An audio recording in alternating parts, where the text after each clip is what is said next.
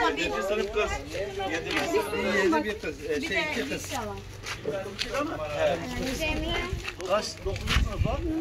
9. sınıf. 7 bir de 1. sınıf. Kolay gelsin. Yani kız istemiyor, öğrenci istemiyor. Sen 7. sınıf bu senin gibi öbürü kaçtı? 1. sınıf. 10. sınıf. Bu mu? Yok. 46 var mı? Erkek mi kız mı? 146. Bir kız bir erkek. Var mı? Sen de abi bu kaç numara o? Allah kabul etsin. Teşekkürler. Sağ olun. 54 abi. Sonra? Abi 255 var mı listede?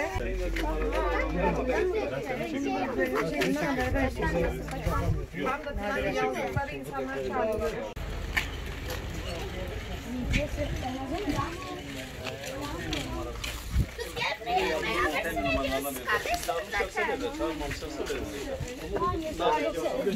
çağırıyor. Numaraları var. Onu valilikten şeyden ona. Hatta çağır kızı da çağır. Cana. Gel bakayım Canan. Gel prensesim yanıma. Bak dede çanta verdim sana. Sana çanta vereyim. Burada değil şu an ya. Yok mu? Tamam bak sana böyle sizin kadar alıyorsun. Allah Kızlar yok mu işte? Bu kız. Buna dedim bir tane beslenme. Bir tane har Tansiyonum var, şeker hastasıyım. Sağ olun. Tamam burada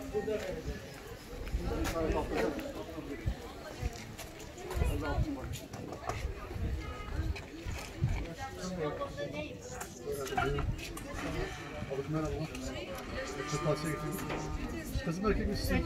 Erkek çocuğu. O zaman kim at verdim onu. Hayır bir tane aldım. Bir tane aldım. Selam. Allah razı olsun. Yok kız torunu. He kız torunumuz var. kaçıncı sınıftı bu abi? Üçüncü. 2 sınıf abi. 55 değil mi? 56. 55. Bizimki 55. Hatta 30 sınıf tamam. 55 ikinci sınıf. Bu? Tamam. Abi o şeye gideceğiz. 76 Sulu bile var. Tamam. Çantayı değiştirirsiniz. Sorun değil ama. Çanta değişik istiyor. Memoş sulu bile içeride. Bak bu da güzel. Tamam olur bir şey olmaz. Tamam. Sağ olun. Allah razı olsun. Hangisi? Seç bakayım hangisini. Bunu gibi ufak ya. Tamam hadi olsun. Sen el salı istiyordun ama değil mi? Bak kalemler de var. Sen çantayı beğendin mi? Anne. Resim Gel. var çok. Gel. Şimdi sen de gel. Sen kaça gidiyorsun? Tamam. İslam. Muhammed. Al Muhammed. Tamam bu da senin tamam mı? Hadi aferin. Teşekkür ederiz. Allah razı olsun. Evet. Teşekkürler. Allah razı olsun. Bir de beslenme çantası istiyorum. İçine bak. Var mı? Üç var. Bu da komşunun. Bunun şeyi var mı? Evet. Bunun kalemi. Kahve de var. Hepsi var. Hepsi var. Altta bir tane bir sınıf verir misin? Erkek kızı. Hepsi alta girmiş tamam mı? Tamam mısın? Abi Hadi aferin. Teşekkürler. Allah razı olsun hepinizden. Ecmaîn. nasılsın abi? Ablası nasılsın? İyisin. Merhaba abi. Nasılsın? Bu Feyza ablamızın. Allah razı olsun. Allah sağ olasın. Burada kaç kişi var? 3 kişi var.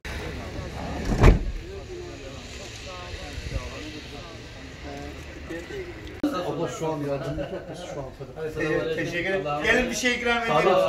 Harbi bir şey ikram edeyim. Kahve. Çocuklara yardım etmişsiniz çocuklara. Allah razı olsun.